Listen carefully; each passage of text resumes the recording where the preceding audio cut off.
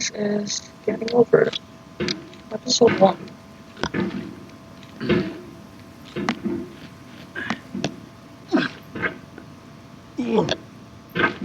Oof.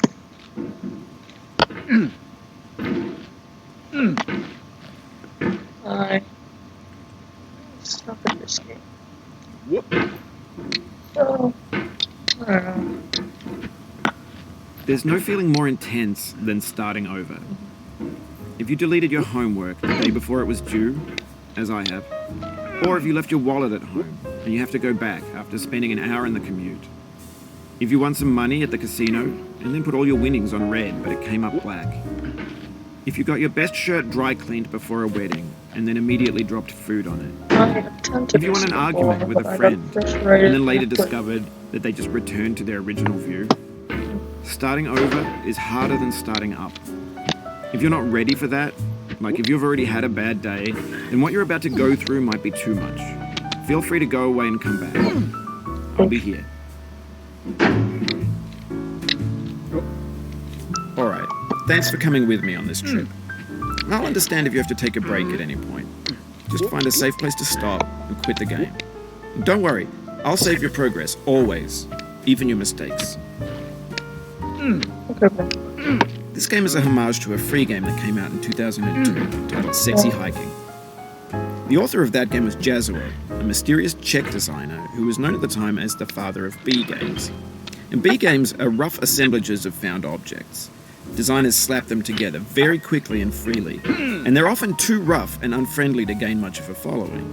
They're built more for the joy of building them than as polished products.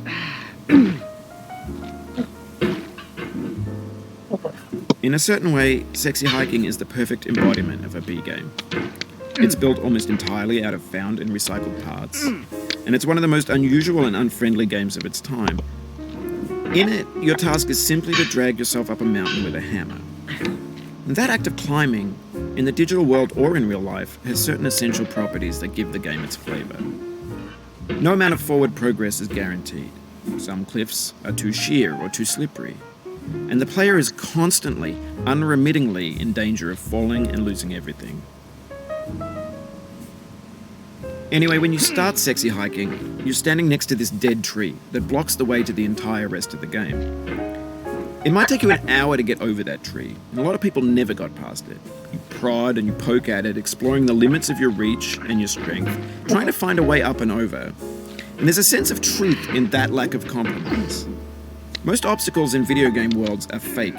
You can be completely confident in your ability to get through them once you have the correct method or the correct equipment or just by spending enough time. In that sense, every pixelated obstacle in Sexy Hiking is real. The obstacles in Sexy Hiking are unyielding, and that makes the game uniquely frustrating. But I'm not sure Jazuo intended to make a frustrating game. The frustration is just essential to the act of climbing, and it's authentic to the process of building a game about climbing. A funny thing happened to me as I was building this mountain.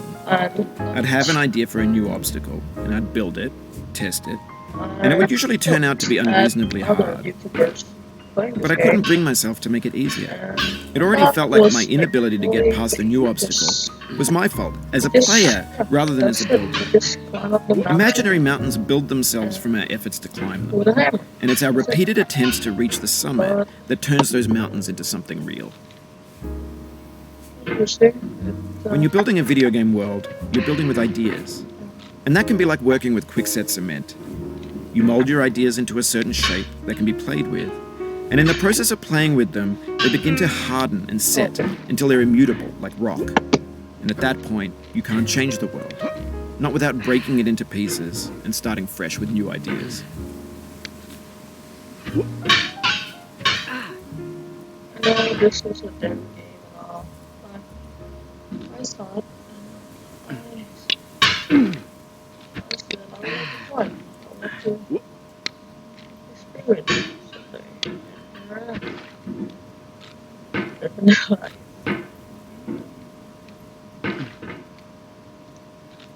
It's really dark,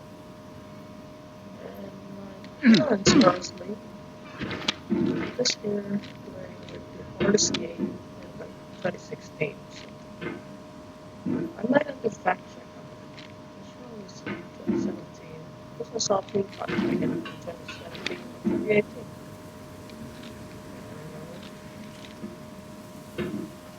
Yeah, it was like 2 or 3 years. Oh, darn it. How did I get through this? Anyways,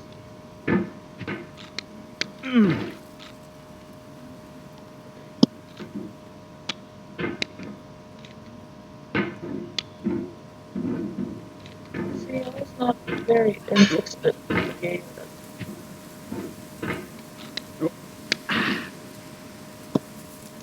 I'm sad.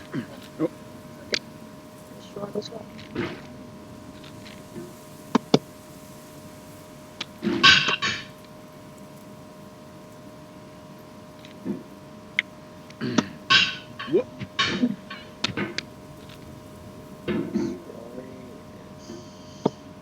Right in my parents are asleep, starting to get bad, sleeping nice. Yeah, okay.